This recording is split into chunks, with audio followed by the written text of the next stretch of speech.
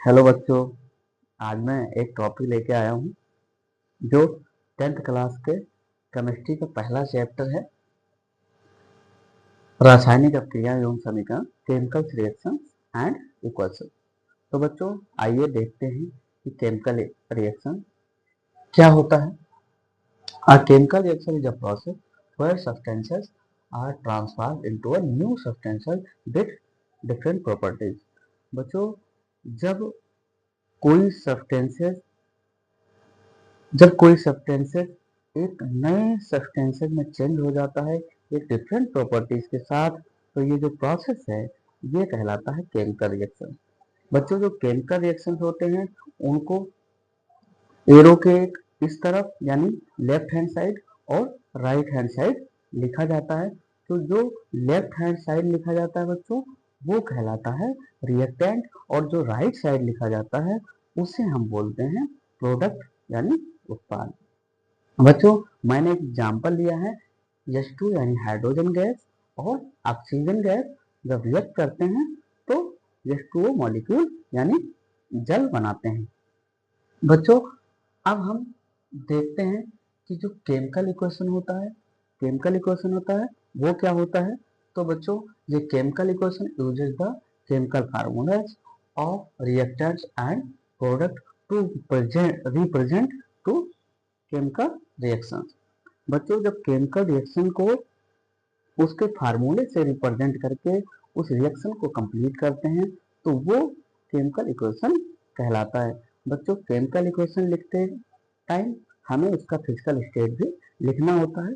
Physical state क्या होता है, तो उसकी जो भौतिक अवस्था है अगर वो सॉलिड है, अगर उसका भौतिक अवस्था जो सॉलिड है यानी फिजिकल स्टेट सॉलिड है तो स्मॉल एस, अगर लिक्विड है तो स्मॉल एल, अगर गैस है तो स्मॉल जी, अगर जलीय विलयन है यानी सॉल्युबल इन वाटर तो एक ही से लिखा जाता है, अगर वो इनसॉल्युबल इन वाटर है तो बच्चों उसको प्रेसिपिटेट यानी पीपीटी लिखते हैं, या नीचे की तरफ एरो लगा के लिखते हैं। तो बच्चों मैंने इसके लिए एग्जाम्पल लिखा है कि वही H2 गैस है, ऑक्सीजन गैस है, और जो देता है H2O लिक्विड मॉलिक्यूल। ये जो स्मॉल जी है ये गैस इसका फिजिकल स्टेट है इसलिए स्मॉल जी लिखा है, और जो मुझे प्रोडक्ट प्राप्त हो रहा है बच्चों वो H2O मॉलिक्यूल वाटर मॉलिक्यूल है जो लिक्विड स्टेट है जिसको मैंने स्मॉल यल से रिप्रेजेंट किया है।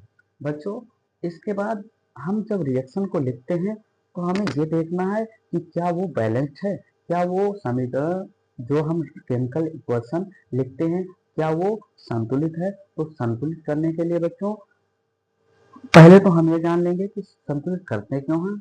तो हम एक चीज लॉ पढ़े हैं, law of conservation of mass, द्रव्यमान संरक्षण का नियम, जो ये कहता है कि किसी भी फिजिकल या केमिकल जो परिवर्तन होता है उसमें कोई भी पदार्थ का ना तो द्रव्यमान क्रिएट किया जा सकता है, ना तो बनाया जा सकता है, और ना डिस्ट्रॉय यानी नष्ट किया जा सकता है।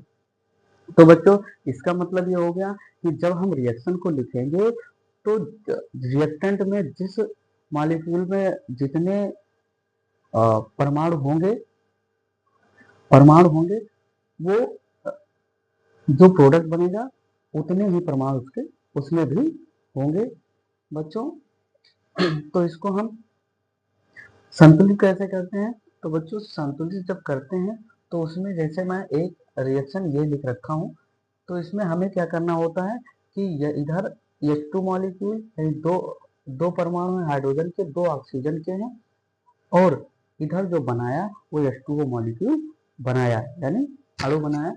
तो इसमें जो दो हाइड्रोजन है तो दो हाइड्रोजन है प्रेजेंट है, लेकिन ऑक्सीजन जो रिएक्टेंट में बच्चों दो है वो इधर ऑक्सीजन प्रोडक्ट में एक ही है। तो ये जो ऑक्सीजन परमाणु है एटम है इसको हमें इक्वल करना है। तो उसके लिए बच्चों हमें ये चीज ध्यान रखना है कि कभी भी यहाँ साइड में नीचे की तरफ हम अंक कोई भी नंबर नहीं लिखेंगे, उसको मल्टीप्लाई करेंगे लेकिन उसके आगे करेंगे। तो बच्चों यहाँ पे हम देख रहे हैं कि हमें अब ऑक्सीजन को बराबर करना है। तो रिएक्टेंट में दो ऑक्सीजन प्रेजेंट है जबकि प्रोडक्ट में केवल एक ऑक्सीजन है। तो इसके लिए हम कॉमन सेंस से लिख सकते हैं कि इधर भी 2 से अगर हम मल्टीप्लाई कर देते हैं तो यहाँ पे अगर इधर हम 2 से मल्टीप्लाई कर देंगे तो 2 ऑक्सीजन भी हो जाएगा। लेकिन 2 ऑक्सीजन तो प्रोडक्ट में हो गया, लेकिन प्रोडक्ट में हाइड्रोजन की संख्या बढ़ गई।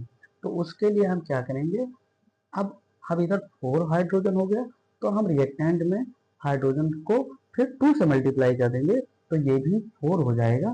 और ये एक प्रकार का बैलेंस इक्वेशन या रिएक्शन होगी, जहाँ पे 4 हाइड्रोजन इधर हो गया, 4 इधर हो गया, 2 ऑक्सीजन इधर हो गया, 2 ऑक्सीजन इधर हो गया। तो बच्चों ये हम लोगों ने देख लिया। और बच्चों अगला हम देखते हैं कि टाइप्स ऑफ रिएक्शन जो क्रियाएं हैं वो कौन कौन सी क्रियाएं हैं उसको हम पढ़ेंगे। तो बच्चों सबसे पहले है कॉम्बिनेशन रिएक्शन। बच्चों कॉम्बिनेशन में बच्चों क्या होता है कि जब 2 रिएक्टेंट मिल करके एक प्रोडक्ट का निर्माण करते हैं तो वो कॉम्बिनेशन रिएक्शन कहलाती है। जैसे जो एग्जांपल मैंने ये लिखा था, H2 और O2 यानी 2 रिएक्टेंट हो गए और बनाया एक सिंगल प्रोडक्ट यानी वाटर मॉलिक्यूल। तो ये कॉम्बिनेशन रिएक्शन का एग्जांपल हो गया। बच्चों दूसरा है डीकम्पोजिशन रिएक्शन यानी अपघटन क्रिया जो टूटता है। जैसे यहाँ पे मैंने ले लिया कैल्शियम कार्बोनेट यानी CaCO3 जो सॉलिड स्टेट में है। और बच्चों जब हम इसको हीट देते हैं, हीट से क्रिया करता है तो CaO कैल्शियम ऑक्साइड और CO2 गैस बनाता है। बच्चों जो डीकम्पोजिशन रिएक्शन होती है ये हीट के प्रेजेंस में होता है, हीट के थ्रू टूटता है ये रिएक्टेंट। और दूसरा जो हीट के थ्रू होता है, हीट के थ्रू होता है। और तो और दूसरा होता है बच्चों इलेक्ट्रिसिटी से यानी इलेक्ट्रिक से। और तीसरा होता है प्रकाश से, लाइट से। तो बच्चों ये 3 प्रकार के डिकम्पोजिशन रिएक्शन भी होते हैं। बच्चों अगला जो है वो डिस्प्लेसमेंट रिएक्शन है, जिसमें बच्चों जो भी हाई रिएक्टिव यानी जो हाई रिएक्टिव एलिमेंट होता है वो कम रिएक्टिव एलिमेंट के उसके कंपाउंड से हटा करके खुद उसमें इन्वॉल्व हो जाता है। जैसे मैंने एग्जांपल लिखा है कि CuSO4 ये एक्वस सॉल्यूशन है और जब जिंक उसके साथ सॉलिड स्टेट में उसके साथ क्रिया करता है तो जिंक ज्यादा क्रियाशील है एज कंपेयर टू कॉपर। इसलिए कॉपर को विस्थापित करके और अपना इन्वॉल्व हो जाता है और बनाता है ZnSO4 zinc sulphate aqueous solution.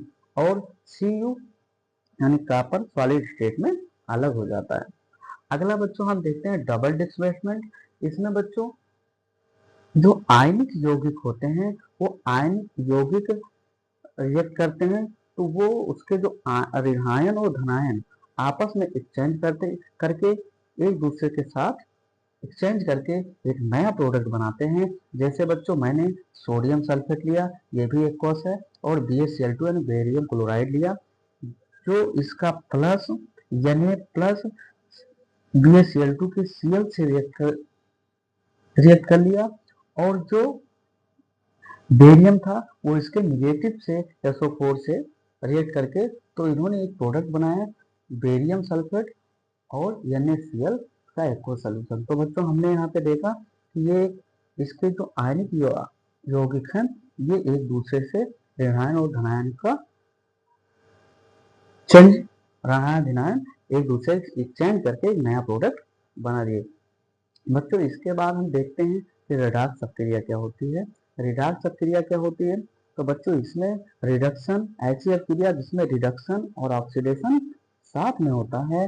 तो बच्चों ऐसी अपक्रिया रिडॉक्स अपक्रिया कहलाती है। और रिडॉक्स अपक्रिया में बच्चों मैंने एक एग्जांपल लिखा है, इसमें जब ऑक्सीजन का लॉस होगा तो वो रिडक्शन कहलाएगा। यानी ऑक्सीजन को जब ऑक्सीजन निकलेगा यानी वो लॉस होगा तो वहां पे रिडक्शन होगा। और ऑक्सीजन का जुड़ना यानी ऑक्सीजन का गेन क्या कहलाएगा, ऑक्सीडेशन कहलाएगा बच्चों। तो मैंने CuO यानी सॉलिड में और H2 गैस लिया है। जो यहाँ पे हम देख रहे हैं कि जो Cu है वहां से ऑक्सीजन हट गया है यानी लॉस हुआ है तो इसका हुआ रिडक्शन, और H2 के साथ ऑक्सीजन गेन हुआ है तो ये होगा ऑक्सीडेशन। बच्चों और एक चीज हम देखते हैं कि जो केमिकल रिएक्शंस होती हैं, कुछ रिएक्शंस होती हैं जिसमें हीट निकलती है, रिलीज होती है, और कुछ रिएक्शंस होती हैं जिसमें हीट की रिक्वायरमेंट होती है, जैसे कि डिकम्पोजिशन रिएक्शन यानी एनर्जी की रिक्वायरमेंट होती है। तो यदि बच्चों एनर्जी निकलेगी यानी हीट निकलेगी जिस रिएक्शन में, उसको हम एक्सोथर्मिक रिएक्शन बोलते हैं, और यदि हमें हीट यानी एनर्जी की रिक्वायरमेंट होगी तो ऐसी अपक्रिया एंडोथर्मिक कहलाती है। एंडोथर्मिक में जो डिकम्पोजिशन रिएक्शन होता है ये एक एंडोथर्मिक रिएक्शन का एग्जाम्पल होता है।